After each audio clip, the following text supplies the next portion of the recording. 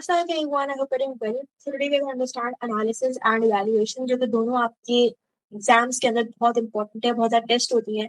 अच्छे खासे मार्क्स की वेटेज आपके एनालिसिस और एप्लीकेशन से बनती है और इवैल्यूएशन से बनती है। स्पेशली हमारे पास 3 मार्क क्वेश्चन आते हैं सेक्शन बी के अंदर इन पेपर 1, वो प्योरली हमारे पास एनालिसिस, एप्लीकेशन एंड इवैल्यूएशन से होते हैं। ठीक है, अब बात को स्टार्ट करते हैं कि बात को करते हैं कि एनालिसिस और इवैल्यूएशन होता क्या है। ठीक है, बट उससे पहले आपको ये बात समझनी पड़ेगी कि इनकी वेटेज ये समझना कितना इंपॉर्टेंट है उनको। अगर मैं आपको ये टेबल दिखाऊं तो ये हमारे पास आपके मार्किंग स्कीम का टेबल है। उसमें एग्जामिनर ने आपको बताया हुआ है कि एनालिसिस के वो आपको 8 मार्क्स देता है। अगर आप प्रॉपरली अपने पास फोकस रीजन एनालिसिस करते हो तो आपको 8 मार्क्स देता है। ऑन द अदर हैंड आपकी इवैल्यूएशन के 7 मार्क्स होते हैं और इवैल्यूएशन के लिए वो कहता है mostly focused on reason evaluation of most of the relevant issues. ठीक है, but how do we understand कि एनालिसिस होता क्या है और इवैल्यूएशन होता क्या है, हमको चीजें गो थ्रू करते हैं। तो एनालिसिस बेसिकली हम लोग कहते हैं किसी चीज के इम्पैक्ट को एक्सप्लेन करने को। For example if I am saying कि पार्लियामेंट का लॉ मेकिंग प्रोसेस बहुत ज्यादा लेंदी होता है, तो उसकी वजह से हमारे ऊपर इफेक्ट क्या आ रहा है, उसका मसला ये आ रहा है कि हमारे पास बहुत टाइम कंज्यूमिंग प्रोसेस है, लेंदी प्रोसेस है, बहुत टाइम कंज्यूमिंग प्रोसेस है। अल्टीमेटली अगर बहुत टाइम लगेगा लॉ को बनाने में तो इन टाइम्स ऑफ इमरजेंसी हमें लॉ बनाने मुश्किल हो सकती है। दिस इज एन एग्जांपल कि आप बस इफेक्ट को हम कैसे एनालाइज कर सकते हैं। ठीक है, on the other hand evaluation focus करता है जजमेंट के ऊपर कि चीज कैसे बुरी है कैसे अच्छी है। ठीक है, for example time consuming disadvantage of parliamentary law making system. ठीक है, if I try to explain you guys और डिटेल में तो आई वुड से कि हमारे पास इवैल्यूएशन का मतलब होता है अपना ओपिनियन देना, जजमेंट पास करना कि चीज बुरी है या अच्छी है। ठीक है, एंड देन हमारे पास अगर अच्छी है क्यों अच्छी है, बुरी तो क्यों अच्छी है। ठीक है, एंड देन उसका अल्टीमेटली इफेक्ट क्या आएगा, आप उसको फर्दर एक्सप्लेन करते हो अपनी जजमेंट को कि उसका इफेक्ट क्या आएगा। ठीक है, तो I hope that one thing is clear कि एक चीज इफेक्ट के ऊपर फोकस कर रही होती है और एक चीज एक ओपिनियन देने के ऊपर, जजमेंट देने के ऊपर फोकस कर रही होती है। ठीक है, बट एग्जाम के अंदर क्या बात एनालिसिस है, क्या बात इवैल्यूएशन है, शायद आप ये नहीं कर पाएंगे ये बात मैं लिखी है इसको मैं एनालिसिस कर रहा हूँ, इसको मैं वेरी डिफिकल्ट से। तो what I would suggest you guys is कि आप करो क्या कि आप सिंपल अपने दिमाग में परसेप्शन रखो कि एनालिसिस इवैल्यूएशन छोड़ो। आपने क्या करना है, आपने करना है कि आपने एक पॉइंट सोचना है। ठीक है, आपने करना क्या है कि आपने एक पॉइंट सोचना है। फॉर एग्जाम्पल हम अपने एक सेम एग्जाम्पल के ऊपर रहते हैं कि पार्लियामेंट का लॉबिंग प्रोसेस बहुत ज्यादा लेंथी है। ठीक है, सेम प्रोसेस। अब ये मैंने पॉइंट स्टेट कर दिया, now I am going to analyse कि इसका इफेक्ट क्या होगा। इसका इफेक्ट ये होगा कि टाइम कंज्यूमिंग होगा, इन टाइम्स ऑफ इमरजेंसी हम लॉज नहीं बना पाएंगे। फॉर एग्जाम्पल कोविड-19 लिख देती हूँ आप लोगों के लिए यहाँ पे, that it's a lengthy process, because it's a lengthy process is going to be time consuming, because it is going to be time consuming we cannot make laws in times of emergency and it is very important to give an example जहां पर आपके पास दिमाग में आ रही हो। यहाँ पे example आती है कोविड-19 की, तो आई कैन राइट कोविड-19 की एग्जाम्पल है। देन अगर हम इसको थोड़ा सा और डिटेल में समझें एग्जाम्पल्स के थ्रू तो आपकी प्रैक्टिस भी होती रहेगी। तो एक क्वेश्चन था हमारे पास, एक पास पेपर का था, whether court of appeal should be able to depart from the decision of Supreme Court. क्या सुप्रीम कोर्ट की जो डिसीजन है उनको ओवर पास होना चाहिए या फिर नहीं होना चाहिए, उनसे डिपार्ट करने का मीन उनको ना फॉलो करने का जो राइट है उनके पास होना चाहिए या फिर नहीं होना चाहिए। ठीक है, नाउ यू नो कि हमारे पास प्रीजन एक सिंपल है, स्टे डिसाइसिस एक प्रिंसिपल है हमारे पास, इसका मतलब होता है stand by what has been decided. ठीक है, and Supreme Court is a higher court and court of appeal is a lower court, तो उसकी डिसीजन के ऊपर बाइंडिंग होता है। लेकिन क्या एक लोअर कोर्ट के पास यानी कोर्ट ऑफ अपील के पास ये पावर्स होनी चाहिए हैं कि वो एक सुप्रीम कोर्ट की डिसीजन को ओवररूल कर ले? तो ये आपके पास एक क्वेश्चन है। अब इसके लिए मैंने एक एग्जाम्पल लिखी है, या उसमें क्या लिख सकते थे। अगेन मेरा फोकस क्या है, पॉइंट लिख के उसको एक्सप्लेन करना है मुझे। ठीक है, अब इसमें क्या लिखा है, मैंने लिखा है that the court of appeal should be granted the power to overrule Supreme Court decisions because fewer than 50 cases are heard by the Supreme Court each year. This means that if an error exists in the law, it may take a long time for a relevant case to reach Supreme Court. This may lead to absurd outcome. मैंने बताया कि हमें power देनी चाहिए। Power क्यों देनी चाहिए, power इसलिए देनी चाहिए बिकॉज सुप्रीम कोर्ट के पास बहुत कम केसेस आते हैं। ये एक पॉइंट है, बस लिख लिया। उसका इफेक्ट क्या होगा कि अगर सुप्रीम कोर्ट के पास कम केसेस जाते हैं, जब तक उसके पास एक रेलेवेंट केस नहीं जाता तब तक हम लोग एक रॉन्ग डिसीजन ले रहे होंगे, इसकी वजह से हमारे पास एब्सर्ड आउटकम्स आ रहे होंगे। Again just write down a point and then आप उसको बताओ कि अपनी जजमेंट पास की पावर देनी चाहिए, क्यों देनी चाहिए, this is the pointed and what is the effect, what is the effect, that is all that you have to do. ठीक है, अब आगे बढ़, सही है, इसको हम लोग सॉरी इसको निकल लेते हैं। इफेक्ट, ओके, देन हम एक और एग्जांपल ले लेते हैं, ठीक है, जितना एग्जांपल समझेंगे आपको बात समझ में आएगी, इससे आप लोग रिवीजन भी हो रहा है मोस्ट प्रॉब्ली। तो एक और हम एग्जांपल लेते हैं। You all know what is JAC. JAC एक रिस्पॉन्सिबल होता है सिलेक्टिंग जजेस के लिए, ठीक है। ये लोग कमीशन को आगे जो अपॉइंटमेंट्स वगैरह के लिए बताते हैं लोगों को सिलेक्शन करने के बाद, ठीक है। अब ये कह रहा है कि आप एडवांटेज बताओ जेएसी का, क्या एडवांटेज है आओ जरा देखें।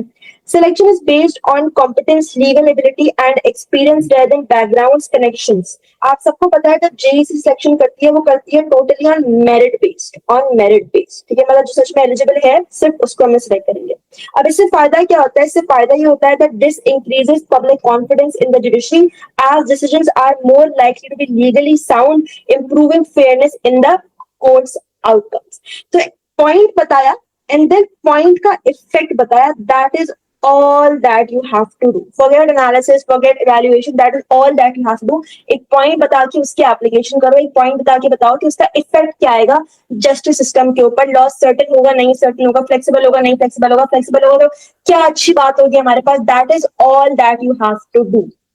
अब एक और बात इसको समझाने से पहले मैं आपको बताती हूँ मेन ट्रिक के ऊपर। मेन ट्रिक क्या आपके पास, what is the main trick? The main trick is the high scoring students constantly explain consequences. एक पॉइंट के बाद उसके कॉन्सिक्वेंसेज बताने पड़ेंगे। एक और एग्जांपल समझते हैं हम लोग कि अगर आप बोल रहे हो कि लॉ इससे फ्लेक्सिबल होगा तो फ्लेक्सिबिलिटी का फायदा क्या होगा?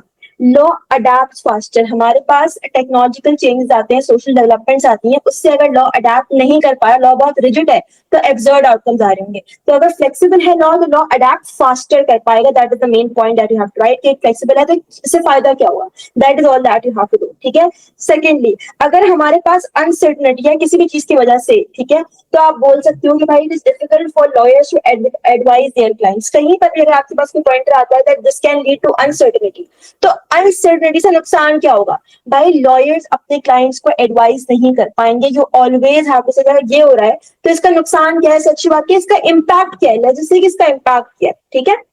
Then if you can say कि एक चीज से कॉस्ट रिड्यूस होती है, तो अगर कॉस्ट रिड्यूस हो रही है तो इससे क्या फायदा होगा? एक्सेस टू जस्टिस हमारे पास बढ़ जाया करेगा। या फिर अगर मैं आपको कहूं कि आपके पास कोई सवाल आता है सिविल केसेस का जहां पे आप बात करते हो लीगल एड्स, जहां पर आप किसकी बात करते हो, आप बात करते हो लीगल एड्स की, तो यू कैन से जहां पर लीगल एड्स प्रोवाइड की जाती हैं वहां पे क्या होता है, हमारे पास एक्सेस टू जस्टिस क्या हो जाता है, बढ़ जाता है।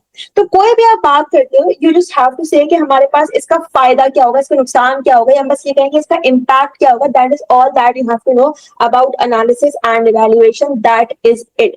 You can learn through this examples. अपनी प्रैक्टिस करो, एक दो आंसर्स को लिख के या फिर एक दो पॉइंटर्स लिखो। That is more than just right pointers, ठीक है। That is it. बस आपने एक पॉइंट एक्सप्लेन करना है और फिर आपने बताना है कि उसका इम्पैक्ट क्या आएगा। That is all that you have to know about analysis and evaluation. ऐसे क्यों कह रही हूँ? बिकॉज डिफरेंशिएट करना might be difficult for you. Reason अक्सर ओवरलैपिंग चल रही होती है, अक्सर ओवरलैपिंग चल रही होती है।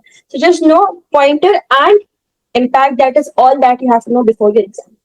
Then you have to include case laws where relevant. जहां पर केस लॉज रेलेवेंट है वहां पर आपको केस लॉज एक्सप्लेन करने पड़ेंगे। बट केस लॉज को एक्सप्लेन करने का मतलब ये नहीं कि आप सिर्फ उनका नाम लिख दो, दैट्स नॉट इनफ, ठीक है। या फिर आप बस उनको ऐसे बस बता रहे हो, that's not what you have two is कि अगर आप कोई केस लॉ बता रहे हो तो आपको एक्सप्लेन करना पड़ेगा कि आप केस लॉ यहाँ पे क्यों बता रहे हो, यहाँ पे उसकी रेलेवेंस क्या है, यहाँ पे उसकी रेलेवेंस क्या है, ये आपको यहाँ पे एक्सप्लेन करना पड़ेगा। आप इसको ऐसे भी कर सकते हो कि फॉर एग्जाम्पल आपने कोई रूल बताया, फॉर एग्जाम्पल मैं बता रही हूँ कि लिटरल रूल का ये एडवांटेज है। अब मैं उसको फर्दर एक्सप्लेन करती हूँ विद केस लॉ कि इसकी एप्लीकेशन हम लोग इस रूल के अंदर देख सकते हैं, ठीक है। फिशर वर्सेस बेल का केस आप लोग एग्जांपल में ले सकते हैं, ठीक है। आप राइट आंसर एक्सप्लेन कि आपको कैसे लिख रहे हैं, इसको मैं आपको और फर्दर एक्सप्लेन कर देती हूँ एक एग्जामिनर के एक्सप्लेनेशन के थ्रू, ठीक है। एग्जामिनर की एक्सप्लेनेशन है, इसको हम लोग देखते हैं। कहता है that a disadvantage of jury is that the verdict is reached is not known and juries could use way of doing this, ठीक है। यहाँ पे इसने आपको अपना एक पॉइंटर दिया, यहाँ पे इसने आपको अपना एक क्या दिया, पॉइंटर दिया। अब यहाँ पर जो इसने आपको अपना पॉइंटर दिया है वो आगे जो सारे के सारे केस लॉस की बात कर रहे हैं, आर वर्सेस यंग की या फिर R versus Alexander and Stein की, वो अपने पॉइंटर के एक्सप्लेन कर रहे हैं। सिंपल वर्ड जिसने अपना पॉइंटर एक्सप्लेन किया उसकी आपको एप्लीकेशन करके दिखा रहा है, वो उसकी आपको एप्लीकेशन करके दिखा रहा है अपने केस लॉस के अंदर। तो जब भी आप केस लॉस ऐड करोगे तो आप बस रैंडमली इनको स्टेट नहीं कर दोगे, ठीक है। What you have to do is that you always have to explain कि आप यहाँ पे अपने केस लॉ की बात क्यों कर रहे हो, उसकी रेलेवेंस क्या है यहाँ पे, ठीक है। या फिर आप बताओगे कि मैं अपने रूल की या फिर अपनी बात की एप्लीकेशन करके दिखा रहा हूँ थ्रू दिस केस लॉ, तब आपको प्रॉपर अच्छे मार्क्स मिलेंगे, तब आप एक लेवल 3 लेवल 4 के आंसर तक पहुंच पाओगे, वरना आपको अच्छे मार्क्स नहीं मिलेंगे। डन होती है बात यहाँ तक। Then let's move on and let's talk about the last thing that I believe is extremely relevant for you all, and that is conclusion. Conclusion के अंदर अक्सर बच्चे बहुत डर जाते हैं कि हम लोग कैसे लिखें, and sometimes people just right कि हाँ ये चीज अच्छी है, या चीज बुरी है, ठीक है। That is not how you write a conclusion. To write a proper conclusion you have to learn the art of writing a conclusion. It is extremely important to learn the art of writing a conclusion. Conclusion लिखना एक art, आपको समझना पड़ेगा. I'll explain it to you.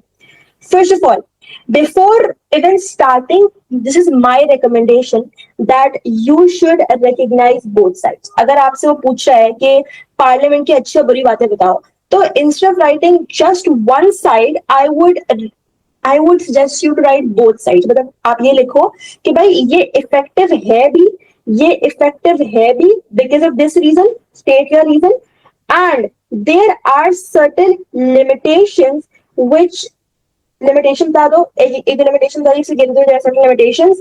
That's why हम कह सकते हैं कि इनकी जो इफेक्टिवनेस है, इनकी जो इफेक्टिवनेस है वो क्या है, लिमिटेड है. Now that is just my point of view कि आप अपने पास दोनों साइड से ऑर्गेनाइज किया करो, ठीक है. बट अगर आपको लगता है कि वो एक साइड स्ट्रॉन्गर है तो आप वहां पे उसकी बात भी कर सकते हो. But in the starting you have to say कि भाई हमारे पास क्या सही साइड है, क्या बुरी साइड है, दोनों साइड कितनी अच्छी कितनी बुरी है, आपको उनको बताना पड़ेगा इन स्टार्ट, ठीक है. Now this is the part where you have to talk about evaluation correctly. ये इवैल्यूएशन का कंक्लूजन क्या है. अगर आपने सारी अच्छी बुरी बातें लिख ली है तो कंक्लूजन क्या है, बस क्या वो एक अच्छी चीज है, बुरी चीज आपको बताना पड़ेगा. Dancing. Then आप एग्जाम्पल ले लो यहाँ पे that flexibility could prevent injustice. However, certainty in the legal system is more important. I have recognized both sides here. मैं कह रही हूँ flexibility भी important है, but at the same time we need certainty as well in law. या फिर for example अपने पास note down कर सकते हो. When you have recognized both sides or when you have given your opinion, तो आपने रिकॉग्नाइज कर लिया कौन साइड अच्छी है बुरी है, तो फिर अपने पास एक फाइनल ओपिनियन दे दो कि भाई आपके ख्याल में क्या चीज अच्छी है और क्या चीज बुरी है, ठीक है. देन एंड देन आखिर में आंसर द क्वेश्चन डायरेक्टली. अपने पास जो भी आपका क्वेश्चन है उसको डायरेक्टली आंसर करो. या मैं आपको इवैल्यूएशन टाइम पे भी सजेस्ट करती हूँ कि जब आप इवैल्यूएशन कर रहे हो तो क्वेश्चन की वर्डिंग के ऊपर गौर करो, क्वेश्चन की वर्डिंग के ऊपर गौर करो.